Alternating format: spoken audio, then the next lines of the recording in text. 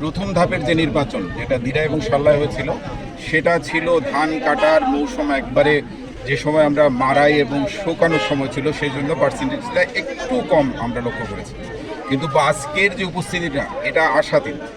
এবং এর চেয়েও খুশির খবর হচ্ছে জননেত্রী শেখ হাসিনার ডাকে সারা সুনামগঞ্জ সহ সারা সুনামগঞ্জের যে আমার উপজেলা নির্বাচন হচ্ছে, শুধু আওয়ামী লীগের নির্বাচন হচ্ছে না, আওয়ামী লীগের প্রার্থী নির্বাচন হচ্ছে না, এটা নির্দলীয় নিরপেক্ষ একটা নির্বাচন হচ্ছে। তার প্রমাণ হচ্ছে বিএনপি, এখানেও বিএনপির পদধারীরা আমাদের বিশম্বরপুরে, এরপরে জামালগঞ্জ এবং ধর্মপাশায়ও তারা নির্বাচন করছেন। এর অর্থ হচ্ছে জননেত্রী শেখ হাসিনার ডাকে তারা সাড়া দিয়েছেন।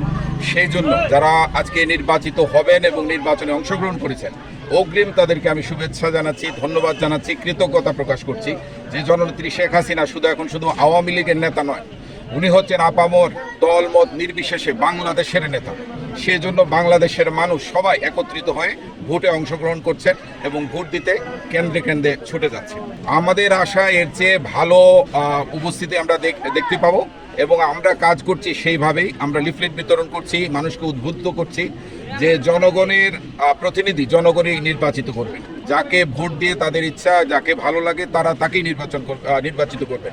সেই জন্য যখন সরকারি দল সাধারণ সম্পাদক হিসাবে যখন এই কথাগুলো বলেন, আমরা এর আগে কোনো সরকার, যারা ছিলেন বিএনপিতে, যারা ছিলেন আমাদের জাতীয় পার্টিতে, ওই সময় কিন্তু সরকারি দলের একটা প্রভাব থাকতো রাজনীতিতে এবং স্থানীয় সরকার নির্বাচনে। কিন্তু বর্তমানে আমাদেরকে নির্দেশনা দেওয়া হয়েছে যে জনগণ নির্ধারণ করবে তার নেতাকে, সেই জন্য উপস্থিতি পর্যায়ক্রমে বাড়বে।